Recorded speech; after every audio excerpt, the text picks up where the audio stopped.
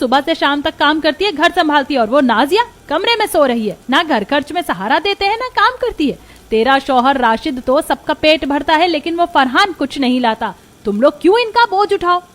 हाँ अम्मी, कभी कभी लगता है कि हम ही सब कुछ करते हैं, लेकिन फरहान भाईजान भी कोशिश कर रहे हैं। आप चिंता ना करें, धीरे धीरे सब कुछ ठीक हो जाएगा। सबा हालिदा बेगम की हर चाल को नाकामयाब कर रही थी, लेकिन हालिदा बेगम हार मानने वालों में से नहीं थी। एक दिन सबा, ओ सबा, सुबह ही घर में 1 किलो दूध लिया था, कहाँ गया सारा दूध? आसमान खा गया या धरती पी गई? वो अम्मी जान, फरहान को सुबह सुबह मजदूरी पर जाना था, तो मैंने उनके लिए 1 गिलास दूध बनाकर दिया था। देख रही हो सबा, अगर दोनों ये मियाँ बीवी इसी तरह दूध के गिलास दकोसते रहेंगे तो तुम्हारी औलाद क्या पिएगी? राशिद क्या केवल इन दोनों का पेट पालने के लिए कमाता है? कोई बात नहीं अम्मी, एक दिन में फैज और सायरा को कम दूध दे दूंगी। सबा, मुझे लगता है कि इस गरीब लड़की ने तुम्हारे ऊपर कोई ना कोई काला जादू किया है। तुम्हें इसकी कोई भी खता दिखाई नहीं देती, लेकिन देखना एक दिन ये लड़की पूरा घर खा जाएगी। अम्मी जान, बात को यहीं रफा दफा करें, जाने दीजिए।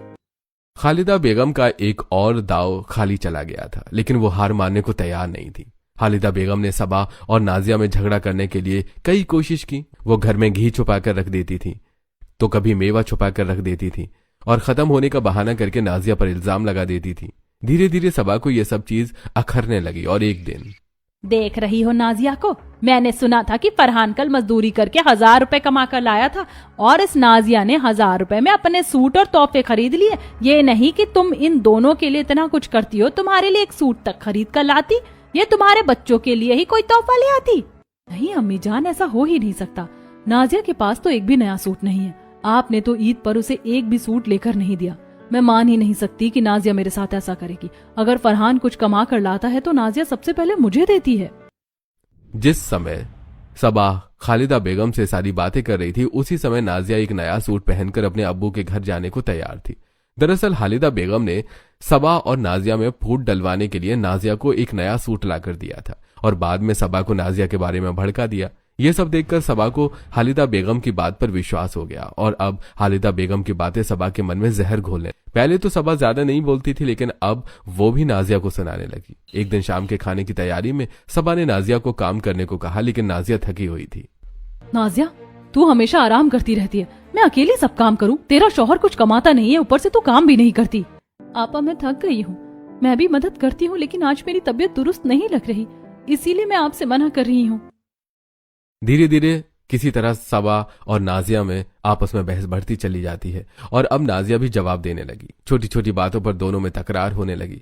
खालिदा बेगम दूर से देखती और मन ही मन खुश होती। आखिरकार एक दिन भयंकर लड़ाई हो गई।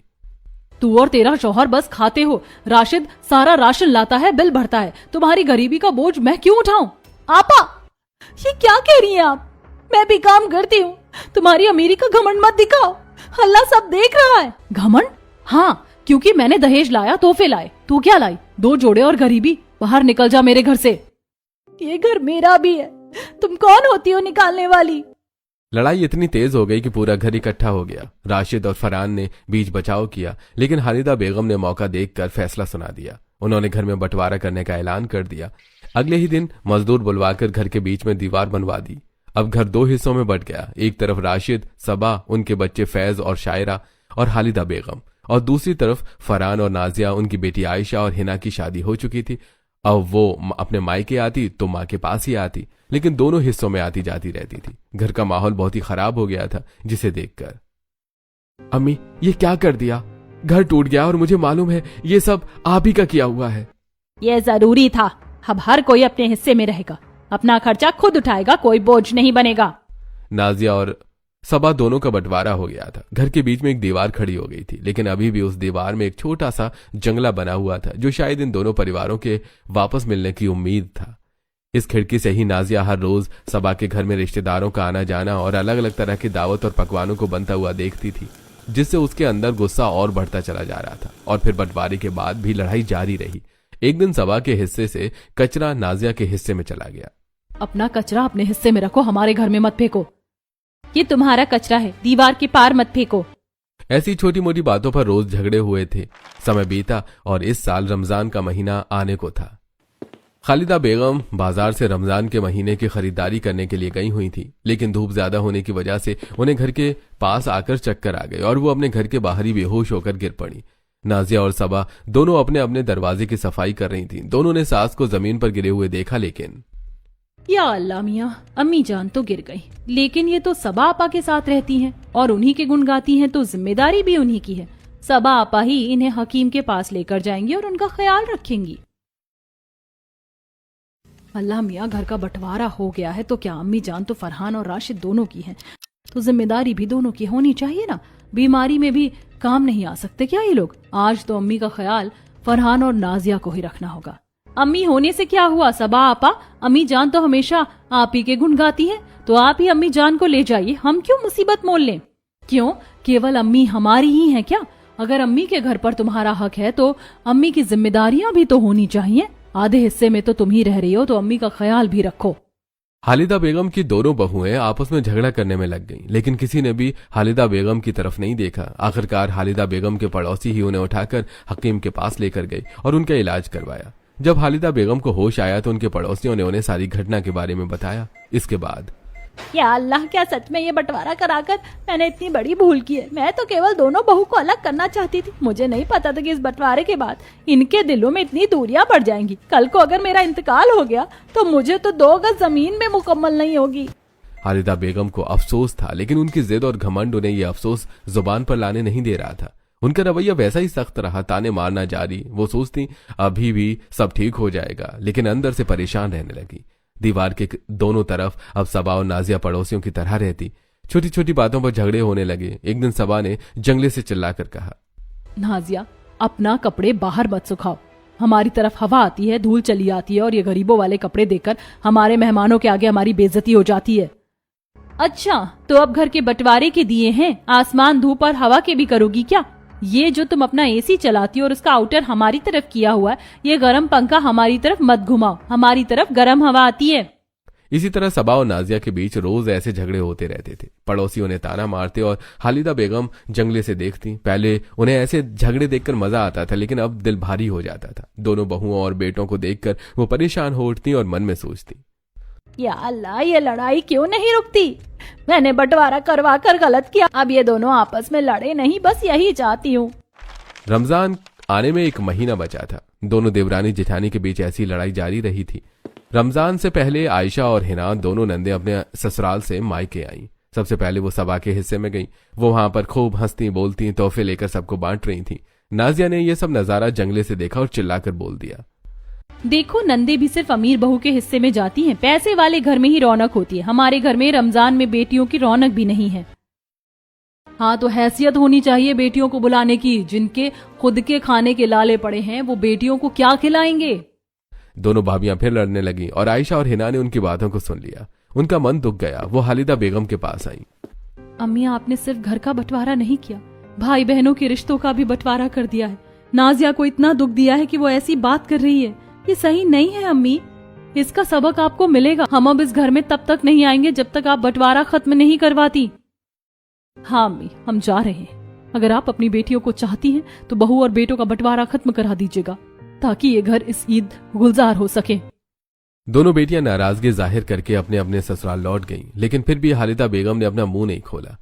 अब कुछ दिन गुजरे और रमजान नजदीक था। एक सुबह नाजिया अपने दरवाजे के बाहर उल्टियां कर रही थी, क्योंकि उसके पांव भारी थी। वो मां बनने वाली थी। खालिदा बेगम ने यह सब देखा। उनका दिल खुश होना चाहता था, क्योंकि खानदान का वारिस आने वाला है। वो पास गई। सबा, जरा नाजिया को देखो, शायद उसकी हालत दुरुस्त नहीं है। जरा खैर खबर ले लो, कहीं कोई गहरी तकल्लुफ तो नहीं है। हमें कोई जिए या मरे हमें क्या? और जब आपकी तबीयत दुरुस्त नहीं थी तो क्या वो आई थी आपके पास? आपको क्यों उसका दर्द आ रहा है? फिर आइए, रमजान की तैयारी करते हैं।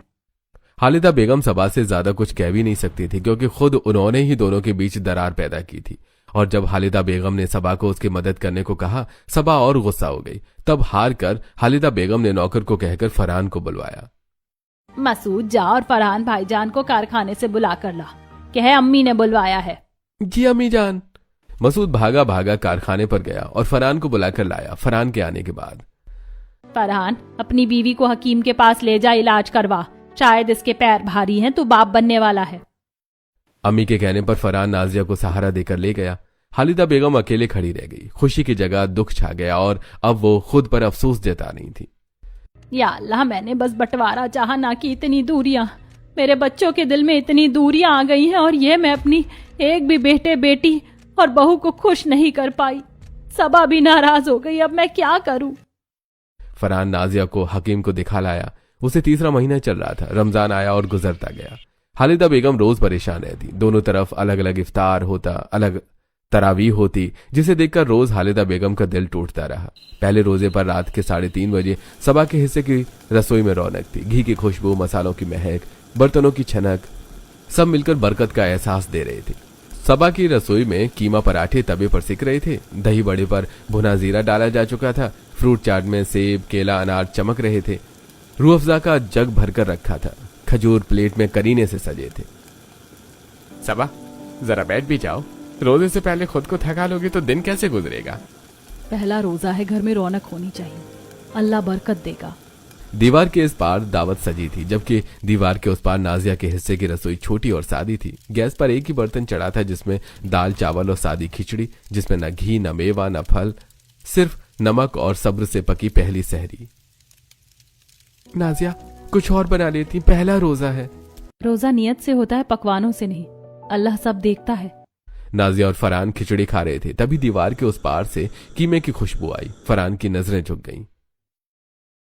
क्या मैं अम्मी से थोड़े पैसे मांग लूं? नहीं, जब बंटवारा हुआ था तब इरादा भी अलग हुआ था। अब अपने हिस्से का रोजा खुद रखेंगे। नाजिया के मना करने पर भी फरहान मां के दरवाजे तक गया। हालिदा बेगम सफेद दुपट्टा ओढ़े, तस्बीह हाथ में, मगर चेहरा सख्त लिए बैठी थी और दुआ पढ़ रही थी। अम्मी, थोड़ा उधार दे दीजिए, सहरी इफ्तार का इंतजाम हो जाएगा। नाजिया के पैर भी भारी हैं। जब दीवार खड़ी हुई थी तब सोचना चाहिए था। अब अपने हिस्से का रोजा अपने हिसाब से रखो। अम्मी, हम अलग हुए थे, बेगाने नहीं, जरा तो सोचो। मैंने जो किया सोच समझ कर किया, जाओ यहाँ से। अपनी अम्मी का फरमान सुनकर फरहान चुपचाप लौट आया। अगले दिन फिर से सहरी के समय एक तरफ सजी मेज थी, जिस पर कीमा, पराठा, कटलेट, दूध, खजूर, जूस सब रखा था। दूसरी तरफ सादी खिचड़ी और पानी के 2 गिलास थे। अजान की आवाज गूंजी। या अल्लाह, हमारे रोजे कबूल फरमा। या रब, हमारे हिस्से में सब्र लिख दे। दोनों घरों में रोजा रखा गया, मगर हालात का फर्क साफ था। शाम ढली, सबा के घर में फिर से रौनक थी। पुलाव दम पर, समोसे तले जा रहे थे, चाट सजी, जूस ठंडा किया गया। नाजिया के घर में वही खिचड़ी गर्म हुई। 2 खजूर और 1 कटोरी नमक रखा गया। खिड़की से ये सब हालिदा बेगम ने अपनी आंखों से देखा। और उस दिन हालिदा बेगम मस्जिद गईं। मौलाना अब्दुल करीम साहब के सामने बैठी और रोते हुए सारी कहानी सुना दी। मौलाना साहब, मेरे बच्चों के दिलों में फर्क आ गया है। मुझे समझ नहीं आ रहा, मैं ये दूरी मिटाना चाहती हूँ। हालिदा बेगम, एक काम करो, रहमत का महीना है, 10 रोजे बचे हैं। बाकी के 10 रोजे अपने बच्चों को कहो कि आपस में साथ रोजा रखें, इफ्तार साथ करें, तरावी साथ पढ़ें, सब बराबर बैठे। अल्लाह रिश्ते जोड़ता है, अगर तू चाहेगी तो घर फिर से एक हो जाएगा। हालिदा बेगम मस्जिद से सीधे घर लौटी। उनका चेहरा गीला था, लेकिन अब आंखों में एक नई उम्मीद थी। वो दोनों हिस्सों में गईं और बच्चों को इकट्ठा किया। सबा, नाजिया, राशिद, फरहान सभी सामने बैठे। मौलाना साहब का हुक्म है कि रमजान के बाकी के 10 रोजे, आखिरी अशरा हम सब साथ में रखेंगे। सहरी एक साथ करेंगे, इफ्तार एक साथ खोलेंगे, तरावी एक साथ पढ़ेंगे। अम्मी की बात सुनकर सबा और नाजिया ने एक दूसरे की तरफ देखा। दोनों के मन में अभी भी थोड़ी कसक बाकी थी। ठीक है अम्मी, अगर मौलाना साहब ने कहा है तो हम मानते हैं, लेकिन सहरी और इफ्तारी का सामान हम अपने अपने घर से ही लाएंगे। जो बनाया है वही साथ में रखेंगे, बस साथ बैठकर खाएंगे। जी, वही ठीक रहेगा। अगले दिन नाजिया ने अपने हिस्से में सादी खिचड़ी, दही और चावल बनाया और रोजा खोला। दूसरा रोजा फिर वैसा ही हुआ। नाजिया ने रोटी सब्जी लाई, सबा ने पकवान बनाई, सबने मिलकर खाया। तीसरे रोजे पर नाजिया ने मीठे चावल जरद बनाकर लाई। जैसे वो प्लेट रखने लगी, उसे चक्कर आ गया, हाथ कांप गया और प्लेट जमीन पर गिर गई। जरद चारों तरफ बिखर गया। या अल्लाह! अरे नाजिया, चिंता मत करो, गिर गया तो क्या हुआ, मैंने आज खूब इफ्तारी बनाई है। फल, पकौड़े, समोसे, खीर, इतना है कि सब खा लेंगे। तुम आज मेरे बनाए से ही कर लो।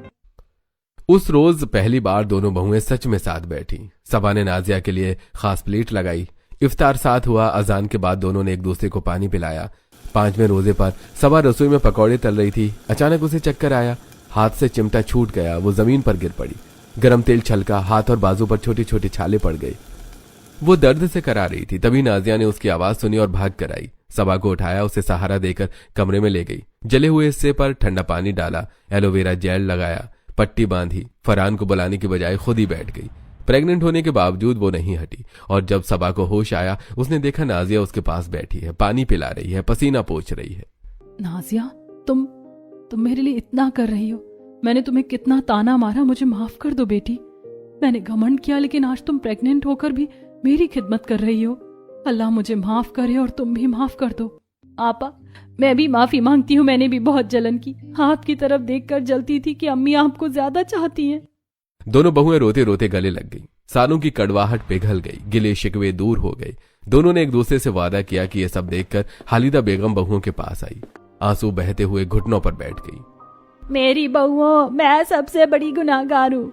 मैंने भेदभाव किया, सबा को लाड दिया, नाजिया को ताने दिए, दीवार खड़ी करवाई। अल्लाह मुझे माफ करे और तुम दोनों मुझे माफ कर दो। मैंने घर बांट दिया, लेकिन अब खुद दीवार तोड़ूंगी।